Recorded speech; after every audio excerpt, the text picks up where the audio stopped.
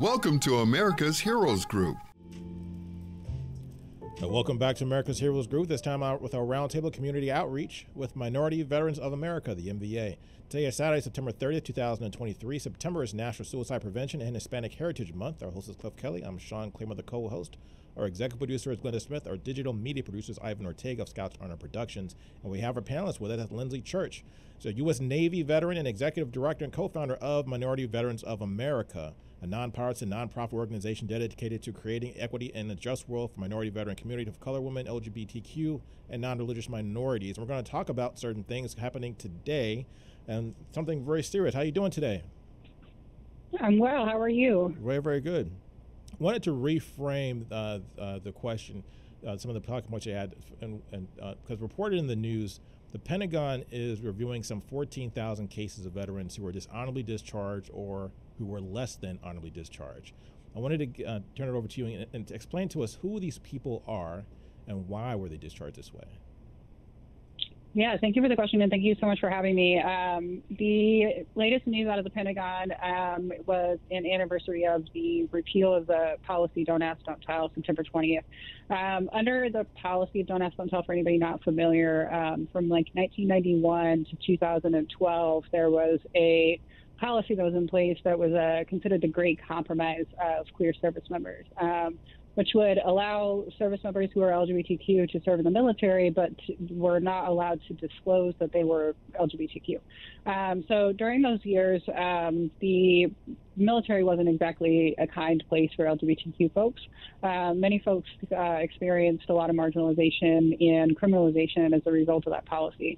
So under the policy of Don't Ask, Don't Tell, which was a technical discharge in the military for basically telling or being found out that you were LGBTQ. So during that era, there are an estimated number of service members that were discharged into this policy. They say it's about 14,000, but the number is still a little bit squishy. So recently, on September 20th, the Pentagon announced that they would review some of those 14,000. So under a policy after 2012, they've been working towards what was called discharge upgrades. So folks that had a dishonorable discharge or other than honorable discharge for Don't Ask, Don't Tell violations could apply to the Pentagon to have their discharge upgraded. So of those 14,000, it's estimated like a little over 1,500 to 2,000 have actually been able to use that discharge upgrade, the system to be able to upgrade their discharge. That leaves about 12 to 13,000 service members who still don't have their discharge upgraded. So the Pentagon released that they would be automatically reviewing this, meaning that instead of service members having to go to the Pentagon and say, hey, my discharge was not just, can you upgrade it? They're automatically going to review about 1,800 to 2,000 cases of folks that were discharged under the policy. So still a relatively small number compared to the 14,000 or so that are estimated that were removed under this policy. But the Pentagon considers it a good start towards a longer range outreach campaign to upgrade many of these discharges. And prior to 1993, prior to the Don't Ask, Don't Tell, there were at least 100,000 or more people who were discharged, less than honorable or dishonorably discharged, simply because of their identity. So to explain to us the seriousness of a dishonorable discharge, how that affects a service member when they get out of the military, talking about career-wise, talking about other things where that record will follow them around. Yeah. So, I mean, I served in the Navy. I'm third generation. I'm also LGBTQ. I'm trans and queer.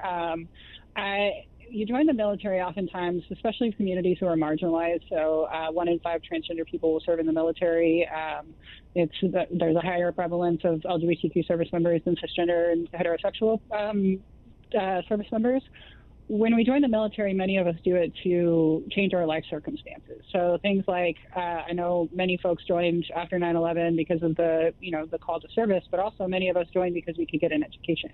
We could get health care. We could get access to services. We could get disability benefits. All of these things were available to us because of our service. And these were part of the entitlements for service. So when people are in the military and they get a dishonorable discharge, all of those benefits that you often join the military for are no longer accessible to you. As opposed to somebody who goes through transition, is able to go to VA hospitals, is able to go access services through other agencies, all of those doors are closed to you. The severity of that means that oftentimes, and statistics show that like transgender service member veterans are more likely to experience homelessness, more likely to die by suicide, more likely to have substance use, and the list goes on. So as a result of many of these policies, people that were dishonorably discharged, it ruined lives. It wasn't just like, oh, I got fired from my job. It's for the rest of your career, you fill out an application on a job application. There's always a box that says, did you serve in the military? And if the answer is yes, they ask you what your discharge status was, just under the criminal record part. So at the same time as you're being judged for being a military veteran, which would normally, garner some level of like preference in employment, you are actually barred from a lot of jobs because you have a dishonorable discharge. So everywhere you go, this like scar of your service becomes more and more relevant to your everyday life and the barriers that you face as a result. So going back to the repeal of Don't Ask, Don't Tell, when that was repealed, it didn't quite go far enough because we're at the situation now where people have to go and get an upgrade in order to, well, at least prior to this decision by the Pentagon, in order to get their dishonorable discharge changed to an honorable discharge. Explain to us the trouble with that, because it seems strange if you think about it, why someone is discharged just because of their identity. They didn't do anything wrong, didn't hurt anybody, didn't sexually assault anybody and things like that, which is a big problem in the military. However, you're being discharged, and now you have all the problems that are going to come with that you just described. Why do you have to go through an upgrade process? Why doesn't it just happen automatically? Why don't they go back and correct this error? Well, long and short of it is often the Pentagon doesn't know who these folks are. Purely by volume, they can't always track the number of people. They don't, even when the process of looking at all of these discharges, they found like 14,000 more people that potentially have a bad conduct discharge that's not Don't Ask, Don't Tell, but was related to their identity. So the Pentagon doesn't actually have a great record-keeping system when it comes to our discharges, which is kind of, to me, the ultimate insult that you, as an individual, carry this mark of shame with you for the rest of your life, and the Pentagon doesn't even know who you are. So it's unfathomable to me that people still have to go through this process. But at the same time, they set up this process thinking that this was the way. And even after Don't Ask, Don't Tell, things didn't automatically get better. So a lot of people, even after Don't Ask, Don't Tell, got in trouble because of the way that they looked, or were more likely to get disciplined and ended up getting kicked out as a result of their perceived sexual orientation. So culture didn't change overnight. You still had a military transgender ban. People didn't talk about very often that Don't Ask, Don't Tell actually only covered LGBT service members. And after that policy changed, they put another policy in place that said trans service members were still no longer medically fit. So you actually still faced many of these barriers, and society stopped talking about what injustices were being done in the military. So the Pentagon set the system up, and it's a part of it is that they just don't know who these folks are. It should be automatic. You shouldn't have to do this. But when you think about what happened to service members that were discharged in this policy, we've actually lost many of them. We have no idea how many of them have died by suicide, how many of them have never touched a veteran program in their entire existence because they were thrown away by the military. You have the very real impacts that are happening in people's lives, and people just, once you're thrown away by an institution, many people never go back. So there's a good possibility some of those people have already died or will never come back to a system that discarded them and just did it without even tracking who they were. These folks have been marginalized and criminalized, and nobody wants to go back to that. I want to ask you this question because I think it's important for a lot of people to understand, because a lot of us who don't necessarily identify with the LGBTQ community, they may not understand the challenges that a person in the military goes through who's in that community. Can you describe a little bit what are the challenges and what's appealing? We talked about some of the benefits and the reasons why you joined, but what is military life on a daily basis? And how does that affect your ability to do your job? So good question. So I'll tell you a personal story. I joined the military twice. Once I was supposed to join the military at the age of 18, graduating high school. I was in the delayed entry program. I was set to go to the military 13 months later. And in that time, I came out as LGBTQ. And the policy was not looking like in 2003 like it was going to change anytime soon. So it would be another 9 years before the policy was even overturned. And I was just coming out and trying to figure out who I was. So I actually said, I went to my recruiter and I told him I can't do this. And he says, why? And I said, because I'm LGBTQ. And there's just nothing he could do at that point. 5 years later, I still wanted to serve. In 2008, I joined the military again, knowing full well that I was walking into a policy where I was going to have to hide myself. When you think about the policy as a person that's never served under it, you don't understand the severity of what your life is about to be as a result of you making that decision.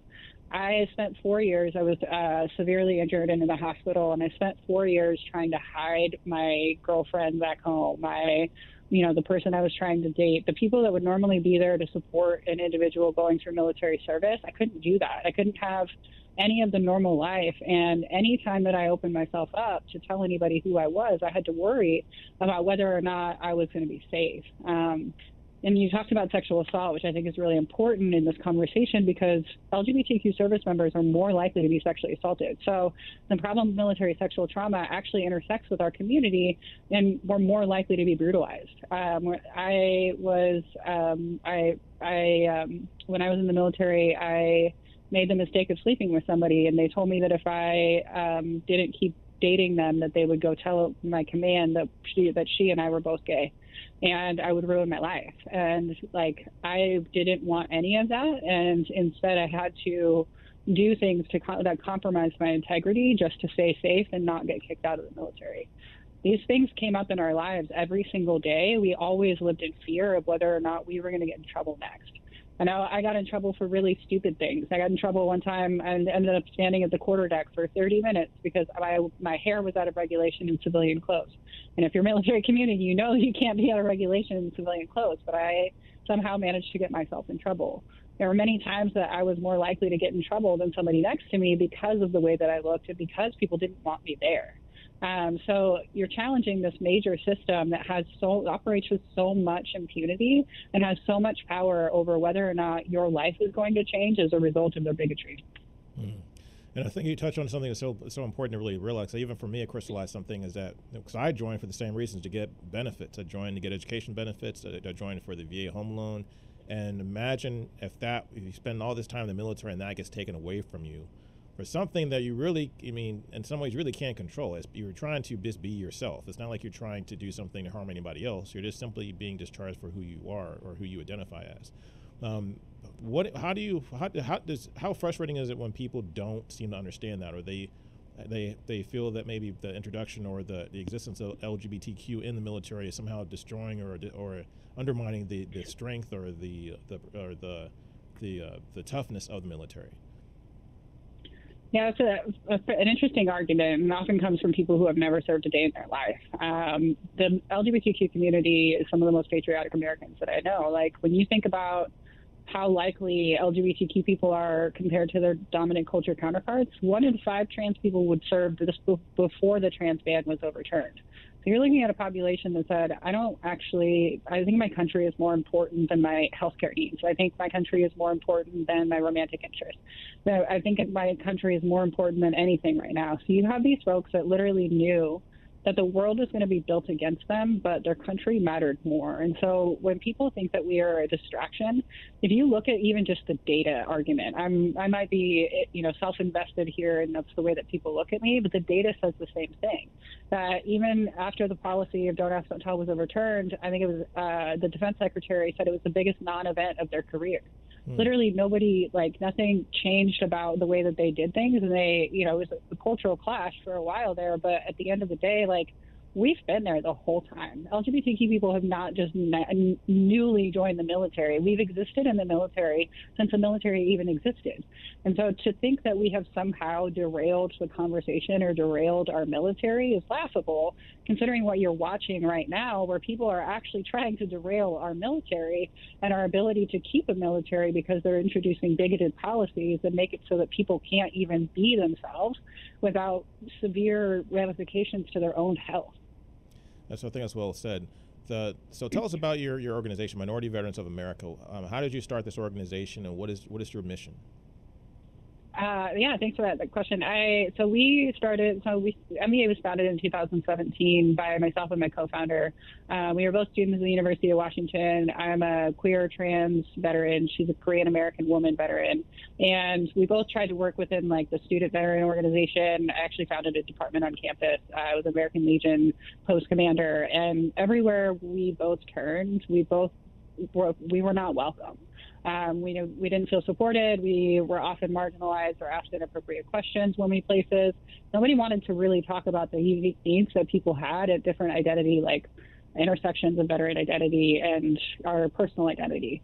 So in 2017, in a text message, because what's more millennial than starting an organization over a text message, we said, I will never understand what it feels like to live in your lived experience, and you'll never understand what it feels like to live in mine.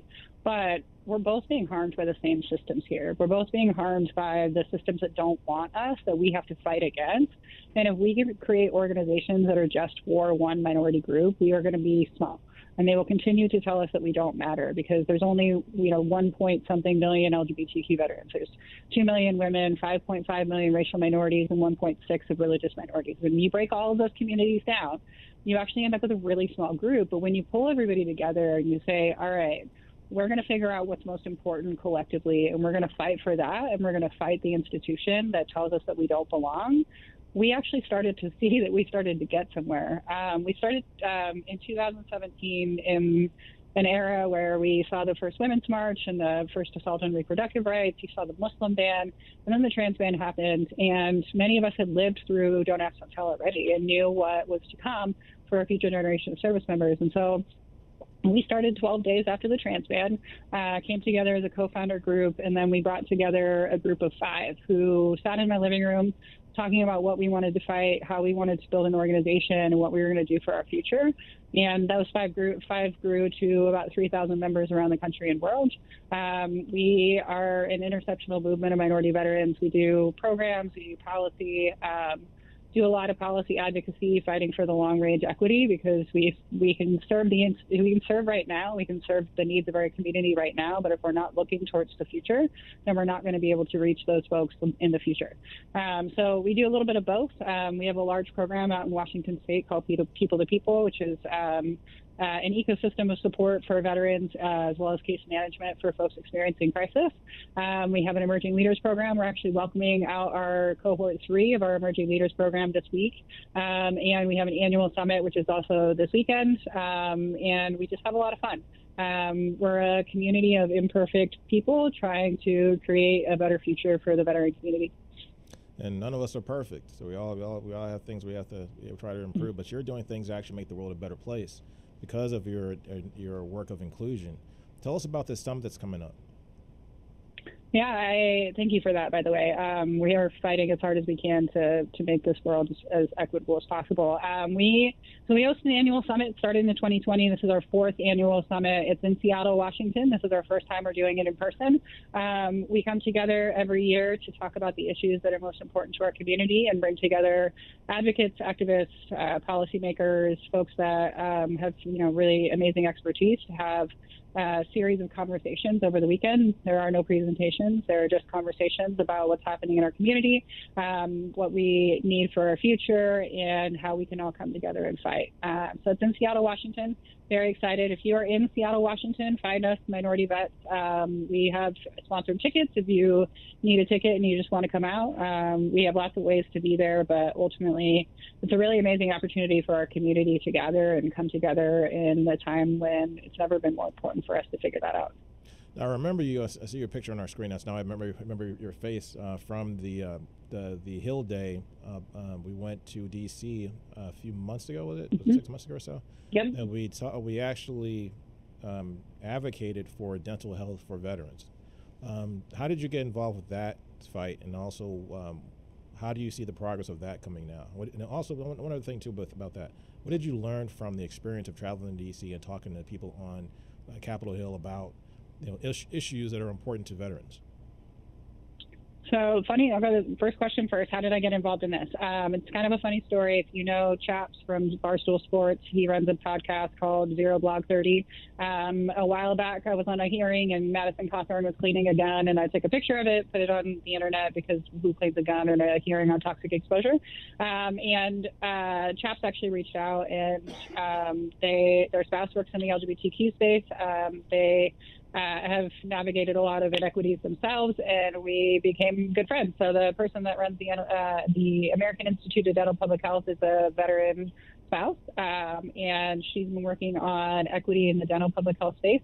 Veterans face a lot of disparities when it comes to dental. Anybody that's familiar with the VA, unless you're 100% service connected or have an injury to your mouth, you're not getting dental from VA. Somehow dental is excluded from the benefits package because somebody somewhere said that they should be separate. So the group of folks came together from different veteran serving organizations, the American Institute of Dental Public Health, and advocates across the space, as well as storytellers. So I often do my best to, on our advocacy days, to be the person that brings together storytellers, because I think you have a lot of policy advocates that hit the Hill regularly, but it's the storytellers, the veterans that are impacted themselves, that move the needle the most. So on what is the question about dental public health? The progress on that right now is about as progressive as the budget shutdown right now. So often a lot of people don't want to talk about dental because they're the costs associated with it, but it's one of the greatest disparities that we have as veterans. It's just one that is not talked about nearly enough. In addition, like, the reason why we are as invested as we are is because the dental outcomes for minority veterans are so much worse because we often face socioeconomic disparities, don't have health care, don't have dental coverage. Dental is also very expensive, even with insurance. So many of the folks that live in the most marginalized dental space are the minority veterans that need access desperately but don't have it. As far as moving the needle, we need policymakers to pick this up as an issue that we all care about. Often we're faced with our community facing such extreme disparities, like in the space of housing, in the space of suicide prevention, in the space of military sexual trauma, that dental becomes the last thing that anybody talks about. But it's one of those spaces that we can work across the aisle to figure out how does this work best for folks like us that work in minority communities, folks that work in rural communities that also face extreme dental disparities. And really, that's one issue that I think in the veteran space, like, there's the most opportunity for us to work across the aisle to figure out how do we move this to make sure that veterans are cared for in that space. And the last question about what I've learned on the Hill. I've learned a lot. I've learned that there are a lot of people that talk about supporting service members and veterans, and many of those folks are the same ones that are quick to remove our benefits and say that they're not needed. There are a lot of folks that will tell us that they care about us and then vote against us. There's also a lot of space for us to be able to advance policy through telling our stories. I know you had Steph Collada on just before me, and Steph has hit the Hill with us several times talking about military sexual trauma and the need for reproductive health as a result of military sexual trauma, which people have somehow disjointed the two, that military sexual trauma and reproductive health are two different conversations, but they're actually intertwined. And so we've figured out ways to bring coalitions of people together and be able to bring, 25 advocates to hit the Hill to be able to work on the issues that we care about. Often we get doors slammed in our face. It happens.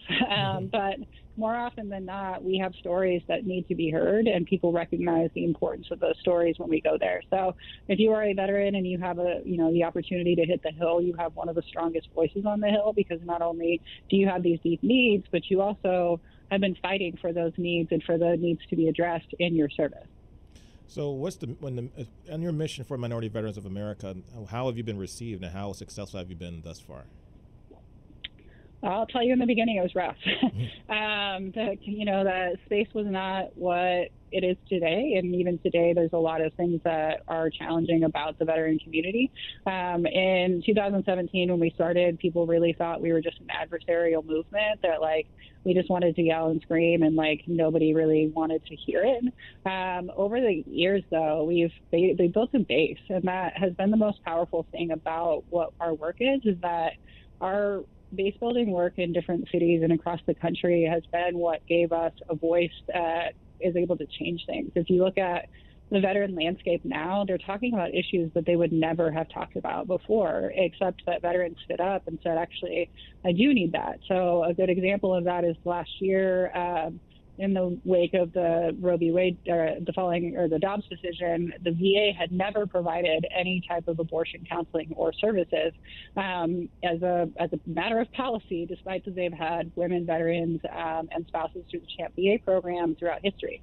So we were able to, work within the institution to do agency rulemaking, and we saw the most progressive policy on abortion services in VA's history through us yelling a lot and the community also yelling a lot and actually moving a major institution to better serve our needs. And so it's been a hard journey. There's been a lot of really challenging moments since 2017, but I've also seen some really beautiful things happen, especially in the last few years. That it's not a perfect community that we exist in, but I truly believe in the power of the community that we're creating and the small but mighty group of folks that are just really here for the best intentions to move the needle and change.